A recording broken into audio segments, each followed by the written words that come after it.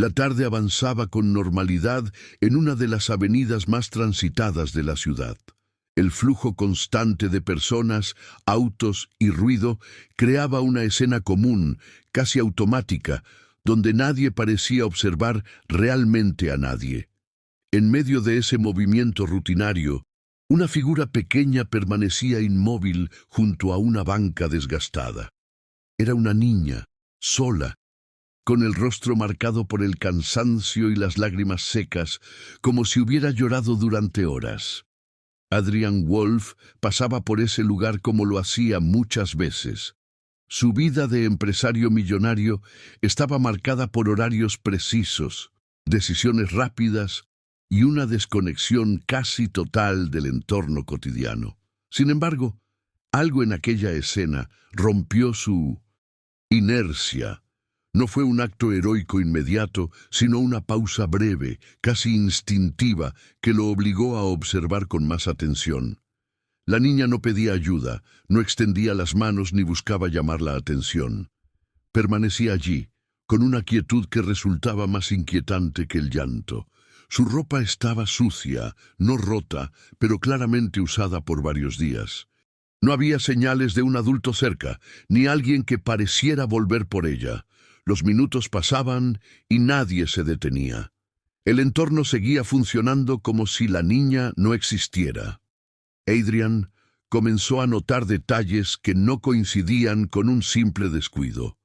La hora ya no era temprana.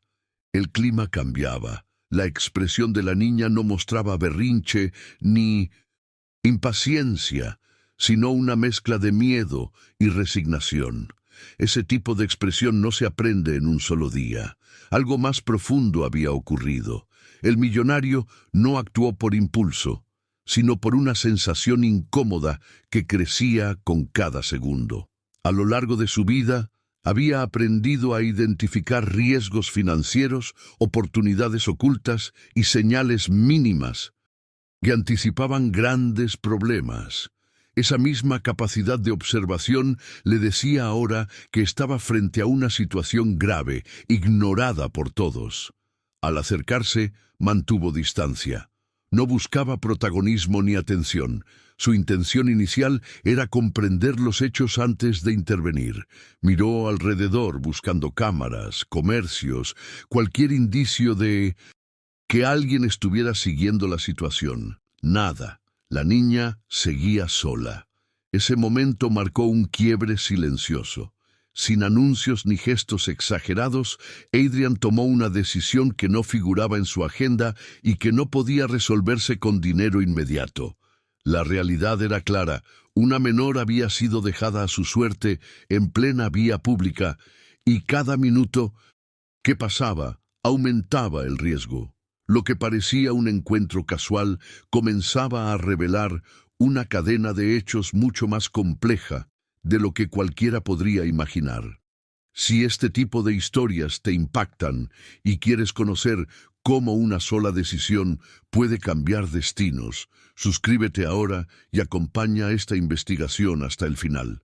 Porque lo que Adrian estaba a punto de descubrir no solo explicaría la presencia de esa niña en la calle, sino que abriría preguntas inquietantes sobre responsabilidades, abandono y silencios que nadie quería enfrentar. Y eso apenas era el comienzo. La decisión de Adrian Wolf no se basó en un impulso emocional, sino en una lectura cuidadosa de los hechos. Tras detenerse y observar con mayor atención, comenzó a identificar elementos que confirmaban que la presencia de la niña en ese lugar no era accidental ni momentánea.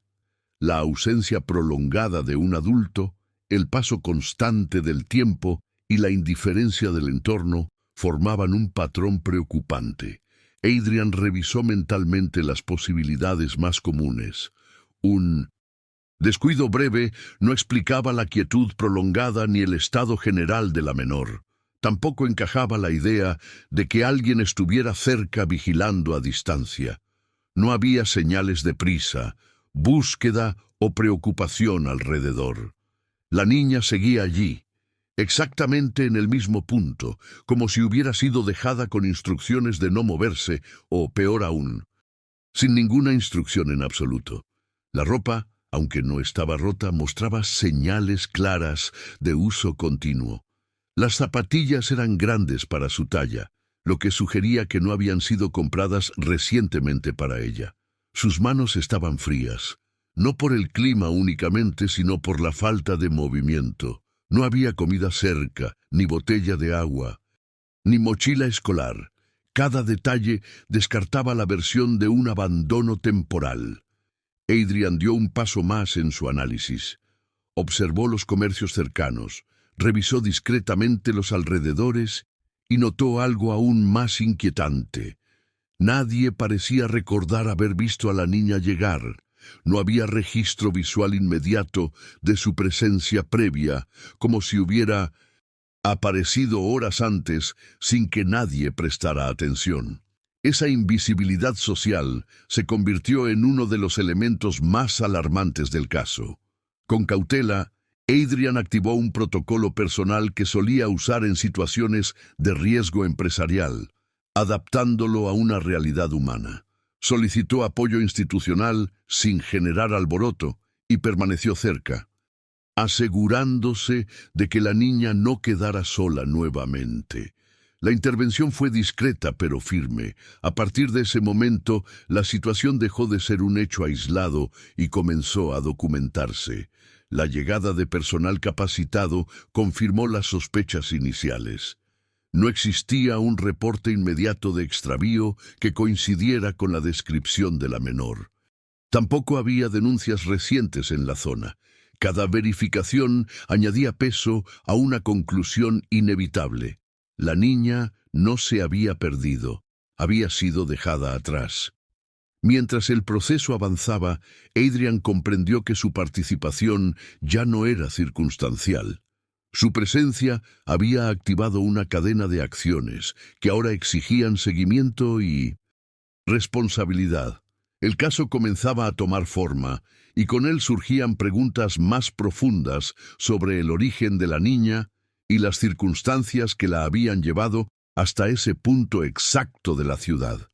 Si estás siguiendo esta historia y quieres entender cómo pequeñas señales pueden revelar verdades incómodas que muchos prefieren ignorar, suscríbete y continúa acompañando esta investigación. Lo que parecía un abandono simple empezaba a mostrar capas ocultas, y los próximos hallazgos pondrían en evidencia una realidad mucho más compleja de lo que cualquiera imaginaba.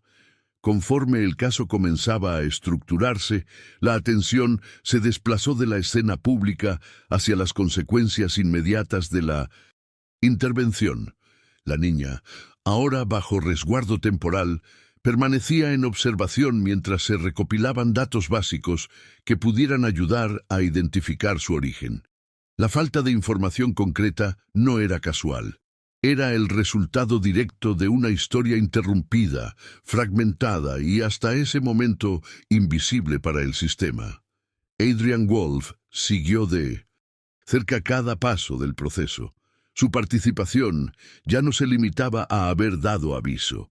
Revisó reportes preliminares, solicitó acceso a información pública disponible y pidió que se cruzaran bases de datos de menores en situación de riesgo.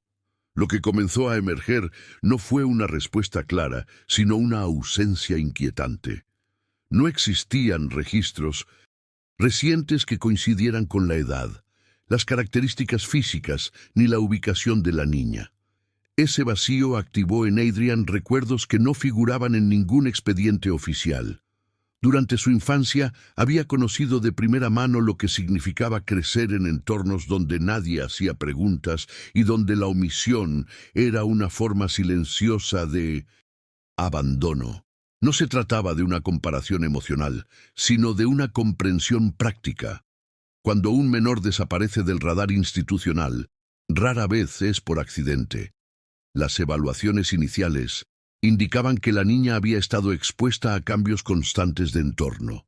No había señales de escolarización reciente ni referencias claras de un domicilio fijo.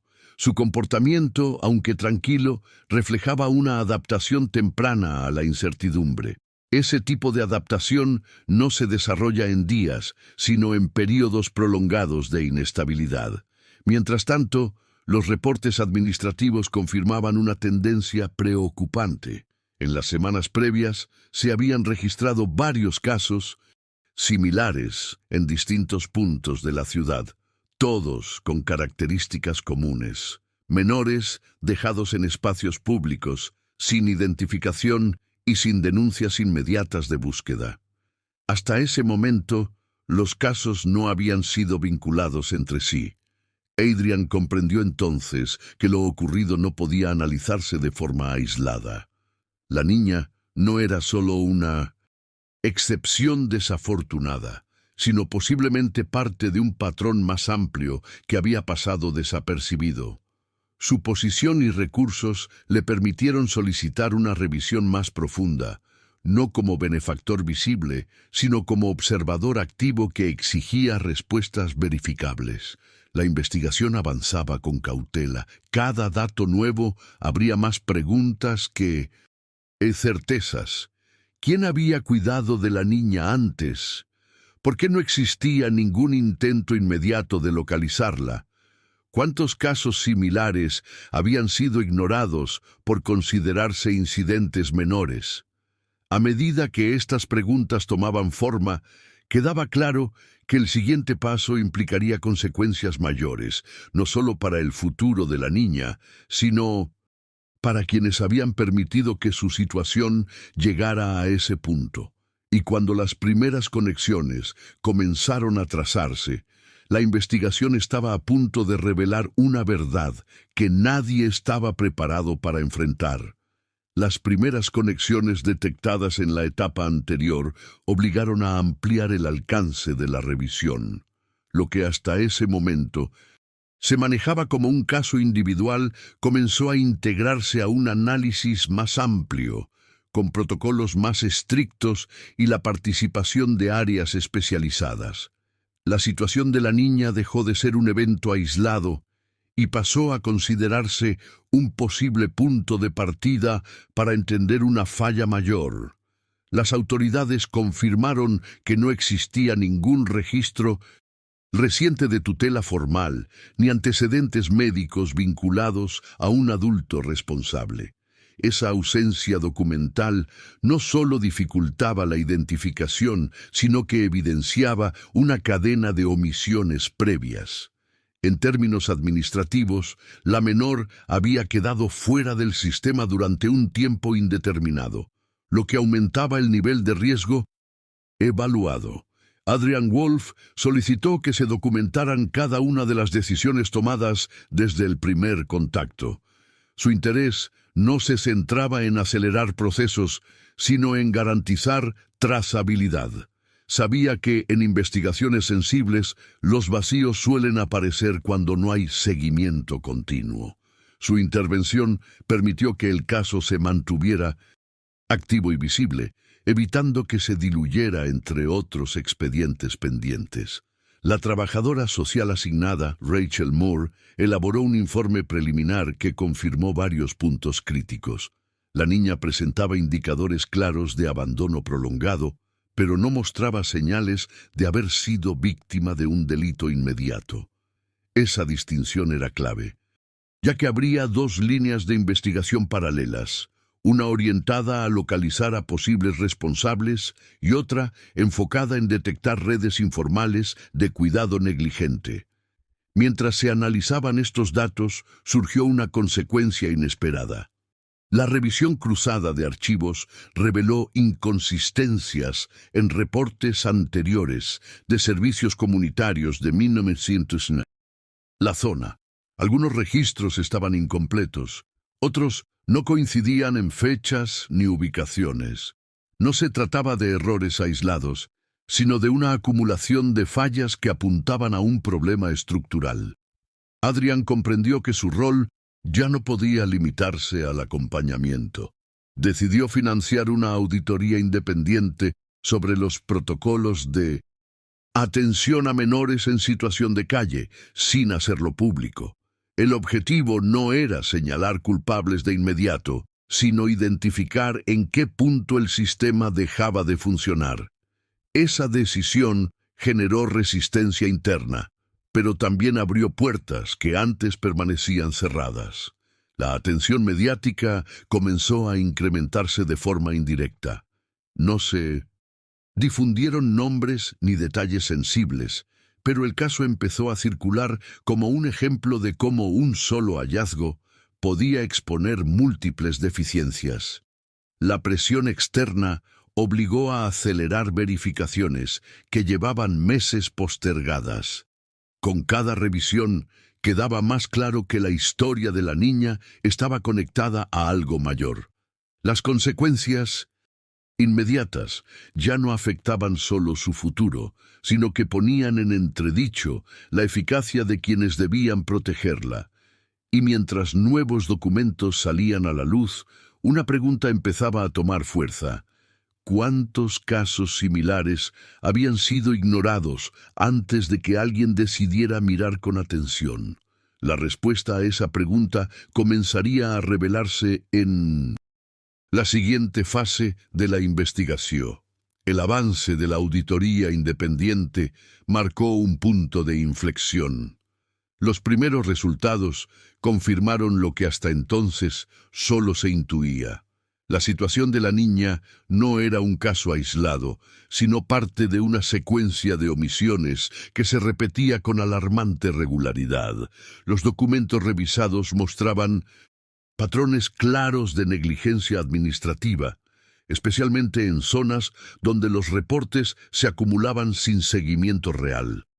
Los datos revelaron que, meses antes, se habían emitido alertas internas sobre menores vistos de forma recurrente en espacios públicos sin supervisión adulta.